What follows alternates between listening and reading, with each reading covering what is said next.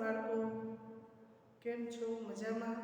આજે આપણે પાઠ 9 કલરવમાં પોપટે ખાધી પાકી કેરી એ વાર્તા કાલે આપણે સમજ્યા હતા, બરાબર? આજે આપણે સ્વાધ્યાય પોથીમાં શીખીશું. એમાં પહેલો પ્રશ્ન છે, ચિત્રો આપેલા છે. એ ચિત્રો જોઈને તમારે તમારા મિત્રને વાર્તા કહેવાની છે. જો સ્વાધ્યાય પોથીમાં ચિત્ર વાર્તા છે તો મેં કાલે સમજાવી હતી ને, એના આધારે ચિત્ર જોઈને તમારે તમારા મિત્રને વાર્તા કહેવાની. બીજો પ્રશ્ન એવો છે કે વાક્ય આપેલા છે, એ કોણ બોલે છે? અને સામે ચિત્ર છે, કાગડાનું ચિત્ર છે, પોપટનું ચિત્ર છે. તો જે એ વાક્ય કાગડો બોલે છે કે પોપટ બોલે છે, તો એના નીચે આપણે ટીક કરવાનું. જો પહેલું વાક્ય એવું છે કે મને બહુ ભૂખ લાગી છે, તો આ વાક્ય કોણ બોલે છે? તો પહેલાની સામે જે બે બોક્સ આપેલા છે, કાગડાની નીચે અને પોપટની નીચે, તો એ વાક્ય કોણ બોલે છે? પોપટ. તો આપણે પોપટની નીચે જે આપેલું છે ખાનું, એમાં આપણે સાચું કરવાનું, બરાબર? ચાલો હું તમને બોર્ડ ઉપર પણ કરાવું છું. મને બહુ ભૂખ લાગી છે, તો આ વાક્ય કોણ બોલે છે બાળકો? તો જો કાગડાનું ચિત્ર છે, પોપટનું ચિત્ર છે, તો મેં અહીંયા શબ્દ લખેલા છે, ચિત્ર નથી દોરેલું. તો આપણે એ ખાનામાં આપણે ક્યાં ટીક કરવાનું એ જોઈએ. તો મને બહુ ભૂખ લાગી છે, આ વાક્ય પોપટ બોલે છે, તો પોપટની નીચે જે ખાનું આપેલું છે એમાં આપણે સાચું કરવાનું, બરોબર? બીજું વાક્ય છે, આ આંબાનું ઝાડ મારું છે, તો આવું વાક્ય કોણ બોલ્યું હતું બાળકો? કાગડો બોલ્યો હતો, બરાબર? તો બીજા વાક્યમાં આપણે કાગડાની નીચે સાચું કરવાનું. ત્રીજું વાક્ય છે, ભાગી જા પોપટ ભાગી જા, આ વાક્ય કોણ બોલે છે? કાગડો. તો ત્રીજા વાક્યમાં પણ કાગડાની નીચે સાચું કરવાનું. ચોથું જુઓ, કા કા કા, આવું વાક્ય કોણ બોલ્યું હતું? કાગડો. તો આપણે ચોથામાં પણ કાગડો છે એની નીચે સાચું કરવાનું. પાંચમું છે, ફૂગો ફોડી કાગડાને ડરાવીશ, આ વાક્ય કોણ બોલે છે? પોપટ.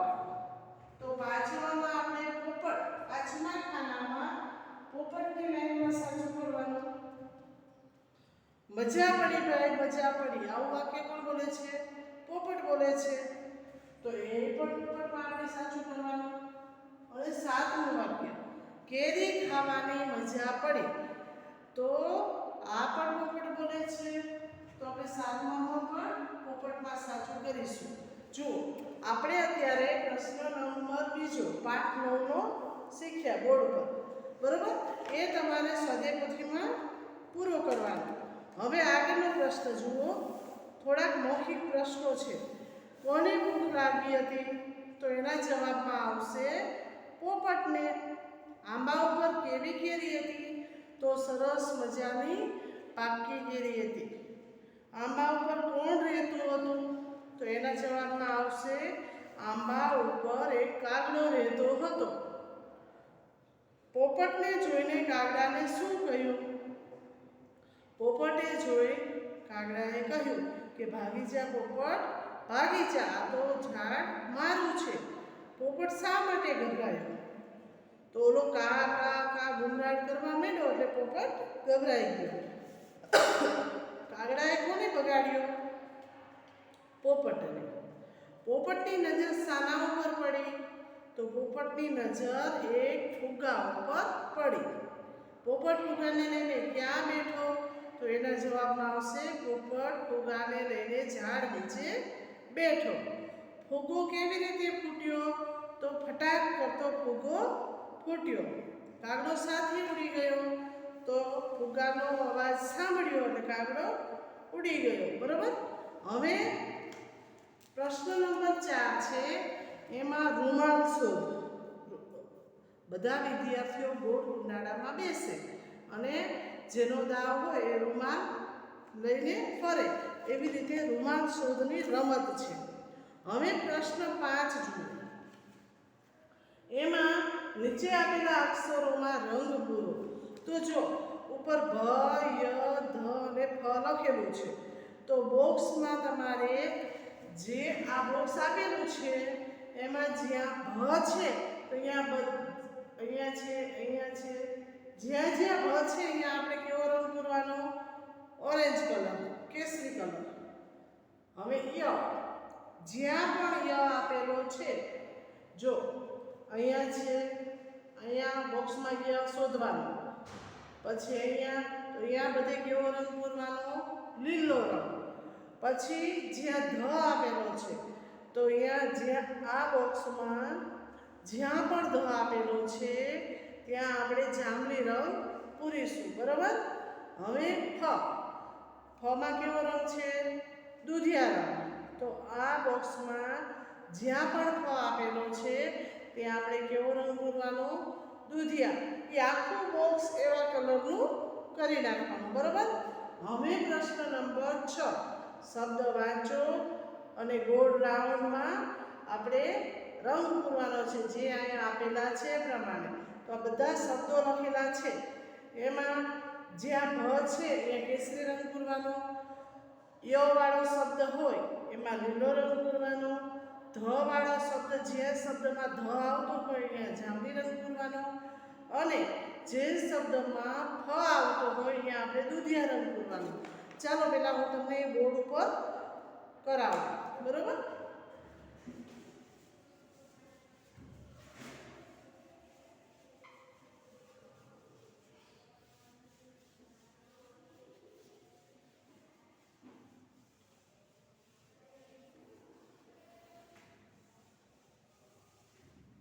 ચાલો ભ છે, ચાલો આવી રીતે ભ આપેલો છે, ય આપેલો છે, ધ અને ફ. ચાલો હવે ઈ બોક્સ છે, આવી રીતે બોક્સ આપેલા છે, બધાએ જોયું?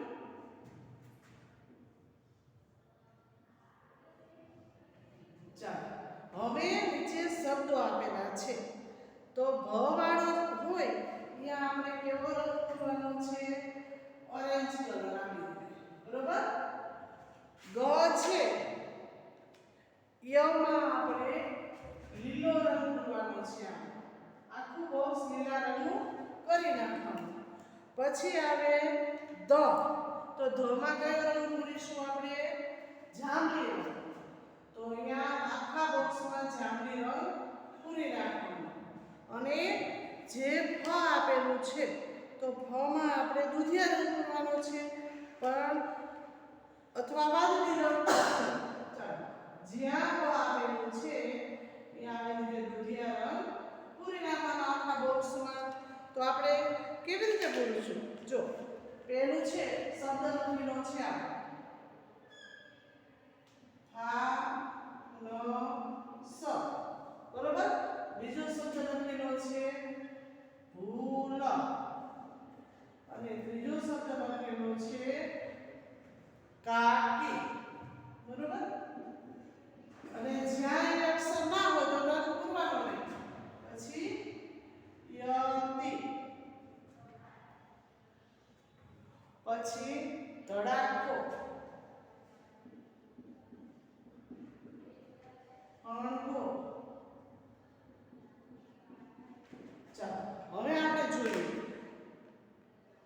ભૂલ ફાનસ છે તો ફમાં આપણે કેવો રંગ પૂરવાનો છે? ચલો આ ફાનસ, તો એમાં કયો અક્ષર આપેલો છે જુઓ. તો આ ફ છે, ફ વાળો છે, તો એમાં આપણે કેવો રંગ પૂરવાનો છે? વાદળી રંગ. તો આખું વર્તુળ આમ વાદળી કરી નાખવાનું. પછી ભ છે તો ભમાં કેવો રંગ છે? ઓરેન્જ રંગ. તો આપણે અહીંયા ઓરેન્જ પૂરશું. હવે ક, કાકી છે તો કાકીમાં ક શબ્દ આપેલો આપણને બોક્સમાં નથી, તો એમાં રંગ પૂરવાનો નહીં. હવે આવ્યા યતિ, તો યતિ જુઓ. તો યતિમાં યમાં કેવો રંગ છે? લીલો. તો આપણે યમાં કેવો રંગ પૂરશું? લીલો. હવે ધ, ચલો આમાં આપણને ય છે,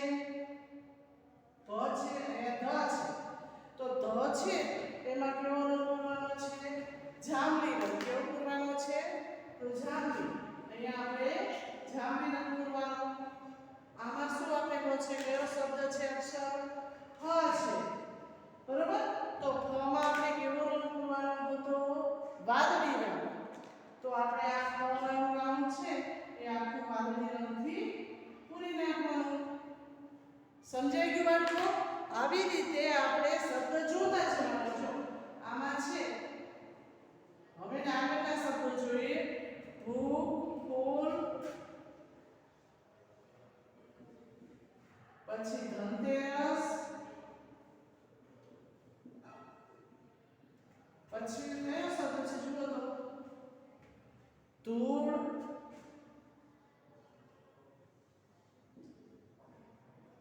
ફાલતુ અને ફતેહ.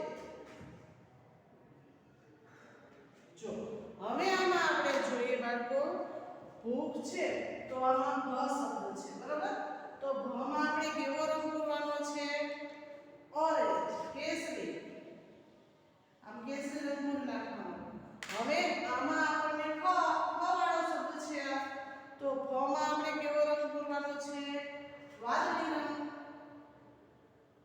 પછી આ ધનતેરસ છે તો ધ માં તો ધ માં કેવો પૂરવાનો છે? જાંબલી રંગ.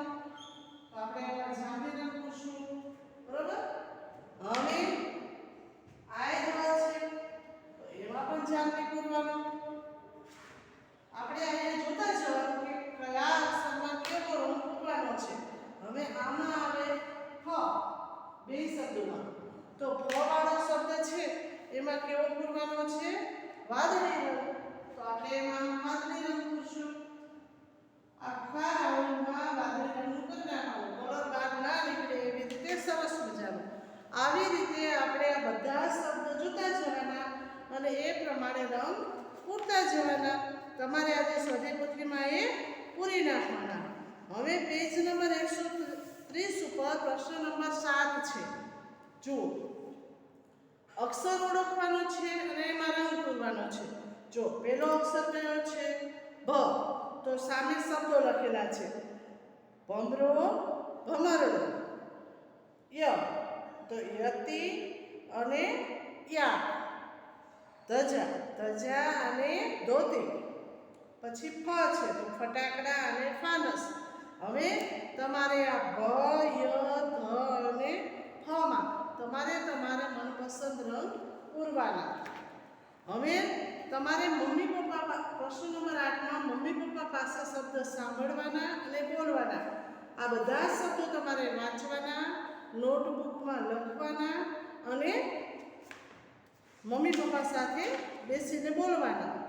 ચાલો હવે પ્રશ્ન 10 જુઓ. વાંચો, બોલો અને લખો. ઉખાણા આપેલા છે એ આપણે કયા પક્ષી સાથે જોડવાનું એ તમારે બધાએ જોડવાનું છે. પેલું છે કલબલ કરતી કાબર આવી આંગણે દાણા ખાય, ઝઘડા ઝઘડી થાય ત્યારે મારું માથું દુખી જાય. તો એ કોનું છે? કાબર. તો કાબરામાં આ પક્ષીઓના ચિત્ર આપેલા છે. એમાં જુઓ કાબર ક્યાં છે? અહીંયા. તો એની સાથે જોડવાનું. પછીનું છે ઊંચી ડોકે ઘૂઘું કરતું રંગ એનો ભૂખરો કાળો, ચાચમાં લાવે સાઠીકડા બાંધે એનો માળો. તો આ છે કબૂતર. તો કબૂતરનું ચિત્ર આપણે સામે ક્યાં આપેલું છે? અહીંયા. તો બીજાની સાથે અહીંયા આપણે આ જોડવાનું. ત્રીજી પંક્તિ છે કોયલ પેલી કુંકુ ગાય, ક્યાં જઈને છુપાય, આંબા ડાળે બેઠી બેઠી ગીતો મીઠા ગાય. તો આમાં કોયલ ક્યાં આપેલી છે? જુઓ તો બધા. આ રહી. તો આપણે એની સાથે જોડવાનું. સૌથી વહેલો ઉઠી. હવે ચોથું. સૌથી વહેલો ઉઠી જાતો સૂરજનો છડીદાર, બોલે ત્યારે માની લેજો પડી ગયું સવાર. તો એ કોનું છે? કુકડા. તો આપણે કુકડા સાથે જોડવાનું. હવે છેલ્લું છે કાગડાભાઈ. કાકા કરતા ગાતા. તો આમાં ચિત્રમાં કાગડાભાઈ ક્યાં આપેલા છે? તો પાછળને આપણે કાગડા સાથે જોડવાનો. તો બાળકો આજે આપણે પ્રશ્ન 10 સુધીનો અભ્યાસ કર્યો. પ્રશ્ન 11માં તમારે રંગ પૂરવાના છે. તો મોરમાં અને ઝાડમાં રંગ પૂરવાના અને આગળનો અભ્યાસ આપણે કાલે કરીશું.